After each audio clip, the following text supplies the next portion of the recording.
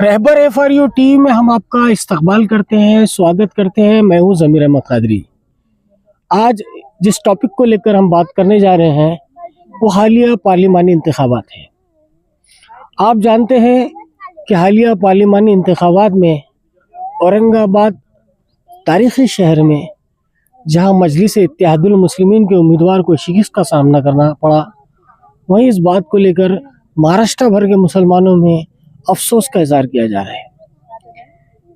ये बात भी वाज़ेह होना ज़रूरी है कि पूरे महाराष्ट्र में किसी भी सियासी जमात ने कोई मुस्लिम उम्मीदवार नहीं दिया था, लेकिन कुल हिंद मजलिस इत्तेहादुल मुस्लिमीन ने यहाँ के रुकने पार्लियामेंट इम्तियाज़ जलील साहब को ही टिकट दिया और उन्होंने बहुत अच्छी फाइट भी लड़ी। अफसोस इस बात का होता है कि शिकस्त के बाद जिस तरह के तबसरे रोज़ बरोज़ हमें सुनने को मिलते हैं, बड़ी तकलीफ़ होती है कि कुछ लोग खुशी का इज़हार करते हैं कि हमारी क़यादत चली गई है।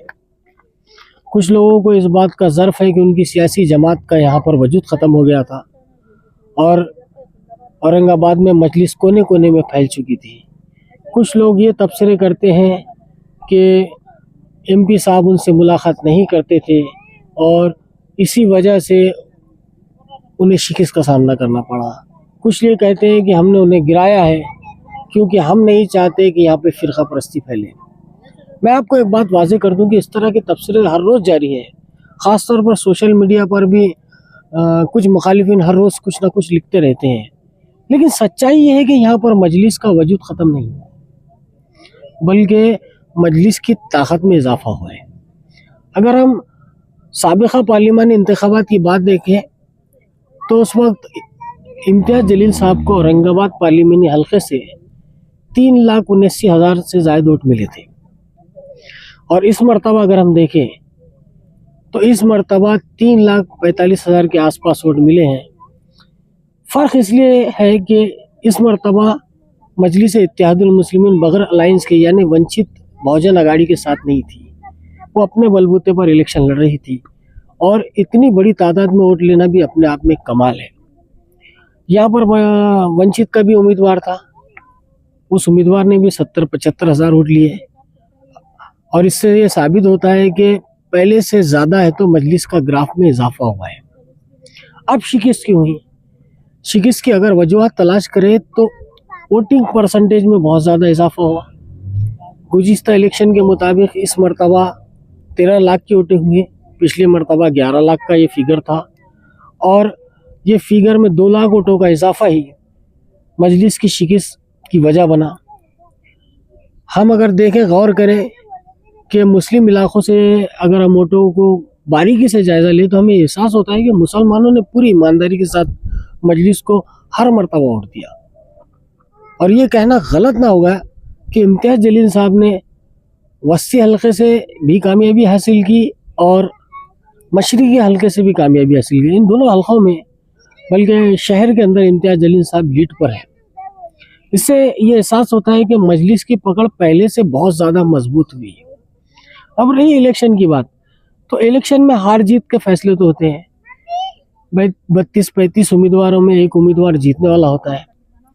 अब लोग ये सोच रहे हैं कि वो उम्मीदवार जिसका कोई चर्चा ही नहीं था, जिसकी कोई बहस ही नहीं थी, और वो कैसे चुनकर आ गया। दरअसल बात यह है कि औरंगाबाद के 6 जो असम्बली हल्के हैं उनमें तकरीबन में तो शिवसेना BJP के अराकीन असम्बली थे और इन अराकीन असम्बली की ताकत जो आप जानते हैं कि ग्राम पंचायत है, छोटे छोटे बल्दियात है, इनमें भी है तो शिवसेना BJP की अपनी एक पकड़ मजबूत है। और सबसे बड़ा फायदा ये था कि मजलिस के पास सिर्फ कारपोरेटर्स थे, वो भी औरंगाबाद के अंदर। और अगर दीगर इलाकों में देखें तो एक ग्राम पंचायत का सदस्य नहीं था, ना ज़िला परिषद का कोई सदस्य था और ना ही कोई पंचायत में हमारा राज था। बावजूद इसके हमने उस उम्मीदवार से मुकाबला किया जिसके 6 आमदार थे, जिसके पास स्टेट की सरकार भी थी, जिसके पास सेंट्रल की सरकार भी थी। वो उम्मीदवार जिसने करोड़ों रुपए खर्च भी किए, वो महाराष्ट्र के मुख्यमंत्री खुद औरंगाबाद में पर्सनली बैठे, 2-3 दिन कम से कम इन्होंने बैठकर यहाँ पर पूरी सेटिंग की।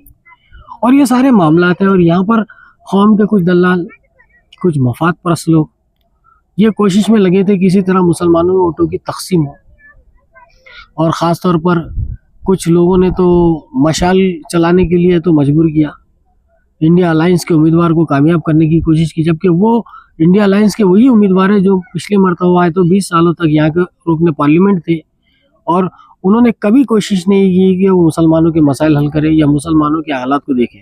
अगर इम्तियाज़ जलील साहब के इन 5 सालों को हम देखें तो औरंगाबाद में कई तरक्याती काम आपको सड़क पर दिखाई देंगे।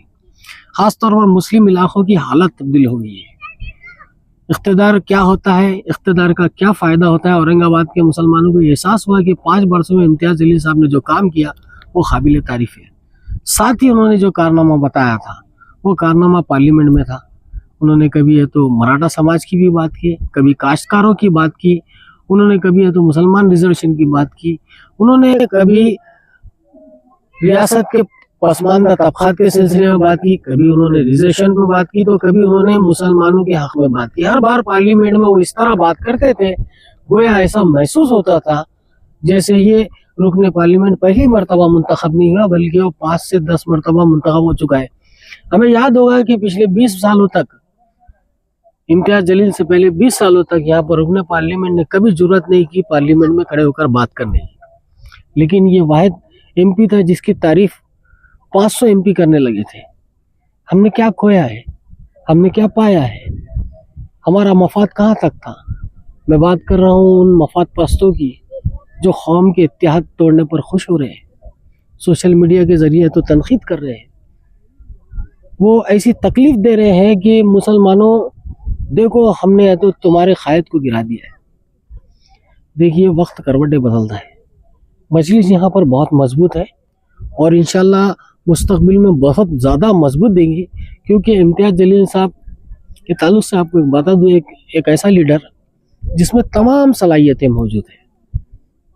वो सलाहियतें जो आम लीडरों में नहीं होती।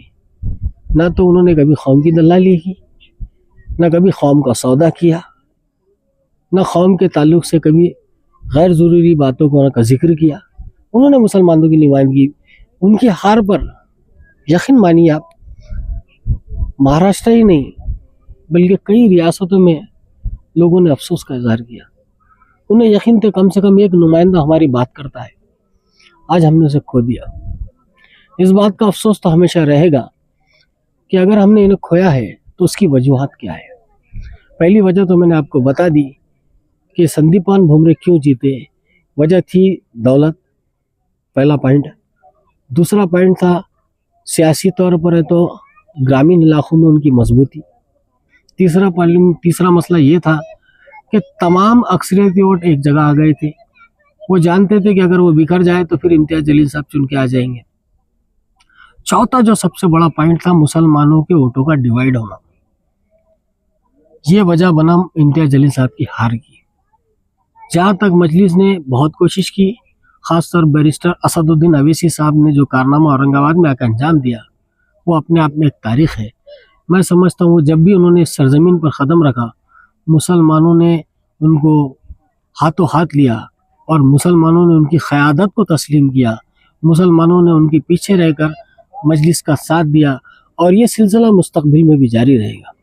मैं उन तमाम दलालों से, इत्तेहाद मुखालिफिन से ये ज़रूर कहूँगा कि भाइयों तुम खुद सोचिए कि तुमने क्या खोया है।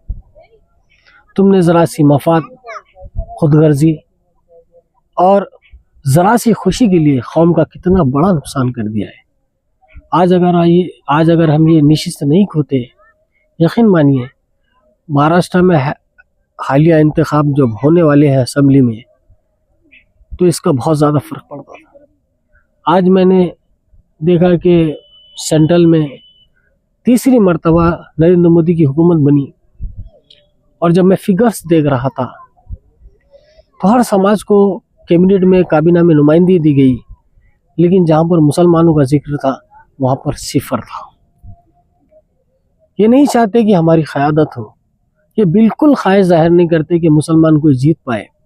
यही वजह है कि हम सिफर पे आ गए और ये अफसोस हमें हमेशा रहेगा कि औरंगाबाद के मुसलमानों ने कोशिश की थी और वो कामयाब भी हुई थी, लेकिन उस कोशिश को दोबारा कामयाब होने से रोकने के लिए मफाद परस्तों ने जो हरकतें की है वो तो खैर वक्त ही बताएगा कि उनका सियासी मुस्तकबिल क्या होगा।